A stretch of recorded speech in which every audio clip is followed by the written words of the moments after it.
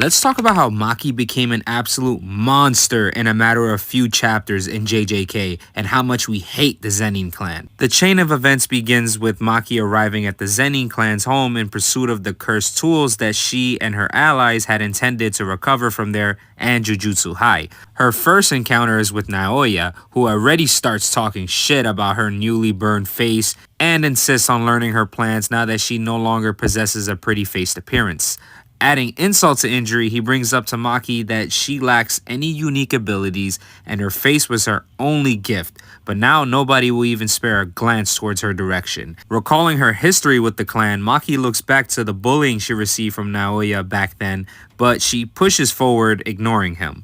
While Maki continues walking, she encounters her mother, who tries to tell her that they may not enter the cursed warehouse, doing her best to give Maki some more orders and restrict her. And I love this because Maki is all like, nah, it's fine. I got the new leader of the clan Megami's permission to be in there. Who else but the leader gonna tell her anything? A flashback reveals Megami and Maki discussing leadership of the clan, during which Megami refuses the role, expressing his unwillingness to be leader and much preferring to pass it on to Maki as new leader. However, Maki persuades him by highlighting the advantages such as access to cursed tools, financial resources, and information about the three families and Jujutsu headquarters, which would aid them in future strategic planning. She continues by pointing out that with Megami inheriting the family's curse technique, mastering a domain, and gaining favor from Gojo, all these factors combine to make Megami more than capable for the role. Expressing her deep sadness though, Maki tells Megami that she lacks the qualifications to be the clan leader, feeling unable to establish a place where her sister Mai would truly feel like she belongs. So Megami understands, and we return to the present with Maki's mother shouting for her to return, upset and questioning why Maki is behaving this way. She then says a comment that makes me say, what a bitch. I just feel so bad for Maki and Mai with how nasty and cruel their own family is towards them. And it makes me really appreciate that Gojo told Megami no way would him and his sister would be happy if they went to live with the Zenin clan. Dodged a bullet there, Megami. Her mother yells, just once, make me proud that I gave birth to you, Maki. But Maki pays her no attention as she approaches the cursed warehouse, unlocks the door with her key, and prepares to enter with one final person in her path.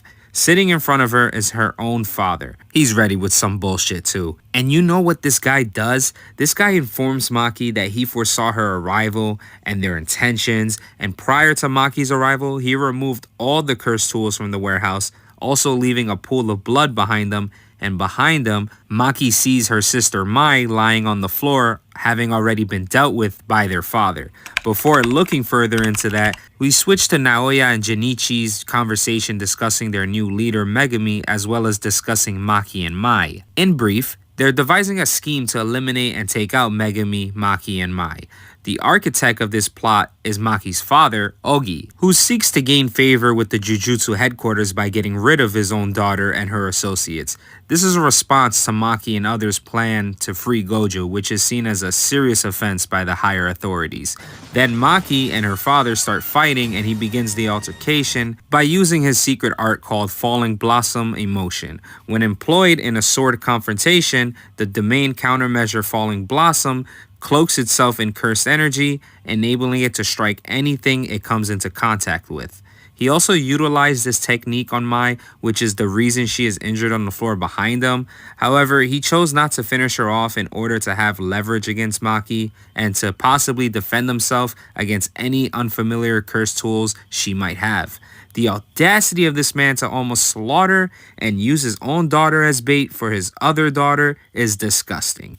I hate Ogi, man. Maki gets ready to face him with the cursed weapon known as Dragon Bone. This weapon accumulates power and cursed energy, which is then expelled from the rear of the blade according to the user's will.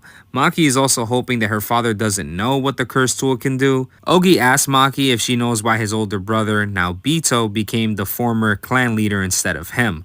He then strikes Maki with his blade, but she defends herself, breaking her father's weapon. She endures some injuries as her father manages to cut her face with his blade, despite it being physically broken. He still exerts control over cursed energy though, creating a new cursed spiritual blade in an instant. also shattering Maki's glasses and causing her to lose sight and ability to really see any cursed energy anymore. Ogi proceeds to clarify his previous question towards Maki, expressing that his children are all deemed worthless. With Maki now being injured, Ogi drags both Maki and Mai's body into a room and tosses them inside.